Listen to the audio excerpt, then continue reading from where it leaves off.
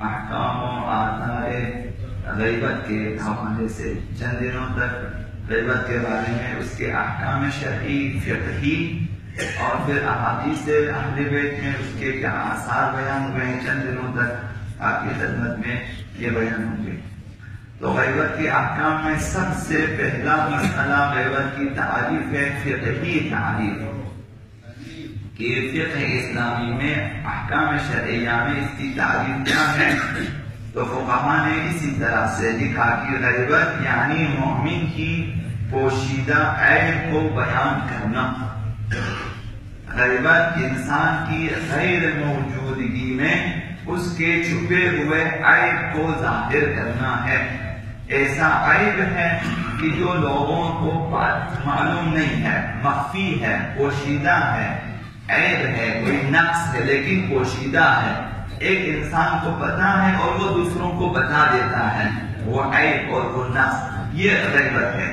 یہ حضرت آیت اللہ سیستانی، حضرت اللہ مکارم ان کا ہے۔ حضرت آیت اللہ خامنہی نے فرمایا کہ کلی طور پر مومن کی عدم موجودگی میں اگر ایسی گفتگو کی جائے جو حقیقت پر مبنی ہو، باتیں سچ ہیں اور حقیقت پر مبنی ہے، لیکن ایسی باتیں ہیں کہ اگر وہ باخبر ہو جائے جس کے بارے میں خبر دی ہے تو وہ ناراض ہو جاتا ہے، اسے تکلیف ہوتی ہے کہ یہ باتیں کیوں بتائی گئی، یا گفتگو اس کے عیب تلاش کرنے کے سلسلے میں ہو، یا عرف عام میں عیب جوئی شمار ہوتی ہو، اس قسم کی گفتگو میں اس قسم کی گفتگو غیبت شمار ہوتی ہے جو کہ شرعاً جائز نہیں ہے۔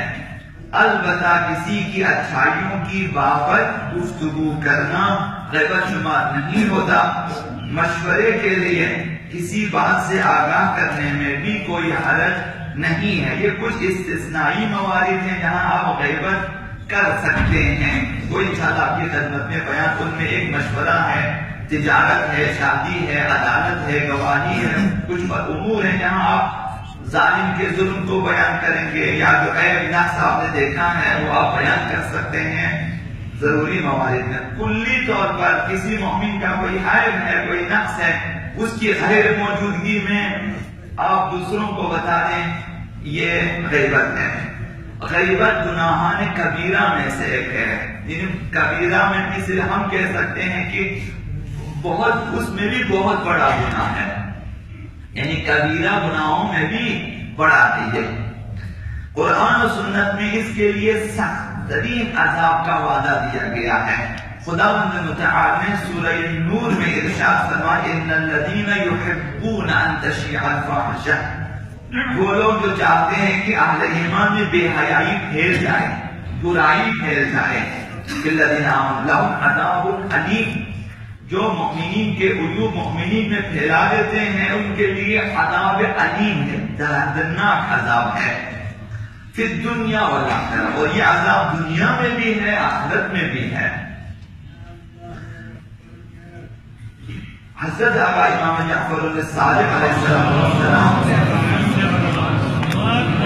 ارشاد فرماتے ہیں جو کسی مومن کے بارے میں وہ سب کچھ کہہ دیتا ہے جو اس کی دونوں آنکھوں نے دیکھا ہے، یعنی جو کچھ آپ نے دیکھا ہے وہی بیان کر دیتا ہے، اور جو کانوں نے سنا وہی بیان کر دیتا ہے، تو اس کا شمار ان لوگوں میں ہو جاتا ہے جن کے بارے میں خداوند متعال نے فرمایا کہ جو لوگ مومنین کے متعلق بری باتیں آشکار کرنا چاہتا ہے اس کے لیے دردناک عذاب کی، وہی سورہ نور والی آیت جن میں خدا متعال نے، یہ وہی لوگ ہیں جو سچ مچ بتا دیتے ہیں، جو کچھ دیکھا ہے بیان کرتے ہیں، نہ کہ تہمت تو اس سے بھی بڑا گناہ ہے، جو کچھ کانوں نے سنا بیان کرتے ہیں لیکن برائی ہے، عیب ہے اور دوسروں کو بتا دیتے ہیں۔ تو اس روایت کے مطابق آیت اس حکم کو شامل ہے کہ جس میں غیبت کرنے والا کیونکہ برائی کو پھیلاتا ہے تو دردناک عذاب ہے۔ سورہ حجرات میں خدا متعال نے فرمایا وَلَا يَغْتَبْ بَعْضُكُمْ بَعْضًا، ایک دوسرے کی غیبت مت کرو۔ أَيُحِبُّ أَحَدُكُمْ أَن يَأْكُلَ لَحْمَ أَخِيهِ مَيْتًا، کیا تم میں سے کوئی یہ بات پسند کرے گا کہ اپنے مردہ بھائی کا گوشت کھا لے؟ یہ خدا نے مثال دیا ہے. غیبت کرنا یعنی مردہ بھائی کا گوشت کھانا. آپ کا بھائی ہو، سگا بھائی ہو، مر چکا ہو، یہاں پہ بھائی اس کے لیے تجہیز ہو، تکفین ہو، تحصیل ہو، نماز اور ختم ہو، خیرات نزولات کا اہتمام کرے. اس کی جگہ ایک بھائی کا تصور کریں جو بھائی مر گیا تو گوشت کاٹ کے کھانا شروع کر دے مثلا. اب یہ جو بھائی انسان اولا حلال گوشت نہیں ہے، دوماً مردار حلال گوشت نہیں ہے، وہ نہیں کھا سکتا. پھر جو ہے مردہ بھی اگر بھائی ہو، اس قدر اس کی برائی ہے.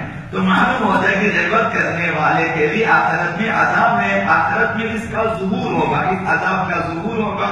اس صورت میں ہوگا کہ جس کی غیبت کی گئی ہے قیامت کے دن دیکھیں گے کہ آپ اس کا گوشت کھا رہے ہیں، جس نے غیبت کی ہے وہ اس کا گوشت کھا رہا ہے. یہ ظہور عذاب ہے قیامت کے دن. کس قدر انسان کے لیے برائی ہے کہ وہاں قیامت کے دن دیکھیں ہم بہت سارے لوگ مرے ہوئے ہیں اور ہم ایک ایک گوشت کھا رہے ہیں.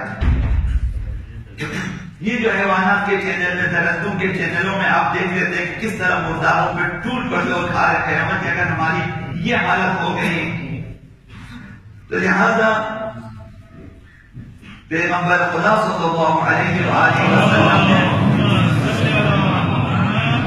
فرمایا کہ شب معراج میں نے کچھ لوگوں کو دیکھا کہ مرغا کھا رہے ہیں. شب معراج پیغمبر اسلام نے مثالی چیزیں دیکھی ہیں کہ جو قیامت کے دن پیش آنے والی ہے، ان کو خدا متعالی نے پہلے سے دکھا دیا کہ یہ حالت ہوگی.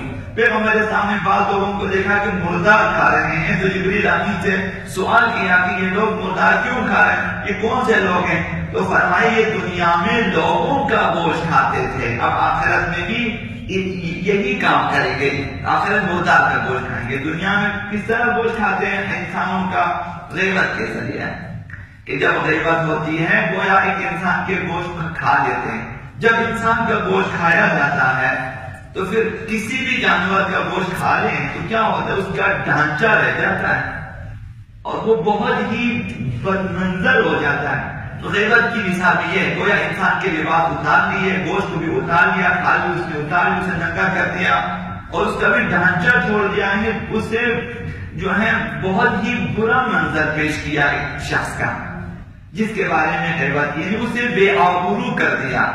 آبرو ریزی کی بدترین شکلوں میں ایک شکل یہی غیبت کرنا ہے کہ مومنین کی غیبت کی جائے تو مومنین کو بے آبرو کر دیتے ہیں. خداوند متعال پیغمبر خدا صلی اللہ علیہ وآلہ وسلم نے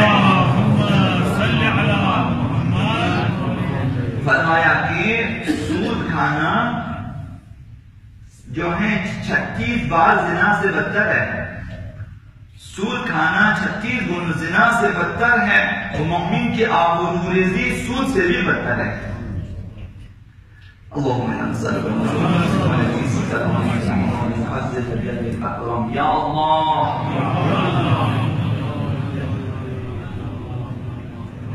یا اللہ یا رحمان یا رحیم یا مقلب القلوب ثبت قلوبنا على دينك. اللهم نبر قلوبنا يا الله وبيض وجوهنا يا الله واكرم اعداءنا يا الله واشف مرضانا يا الله وآمن من كل بلائنا يا الله واغفر ذنوبنا يا الله واستر عيوبنا يا الله بحق محمد وآله الطيبين الطاهرين إلى أرواح المؤمنين والمؤمنات وإلى أموات الحاضرين لا سيما إلى أرواح شهدائنا. رحم الله من يقرأ الفاتحة مع الصلوات.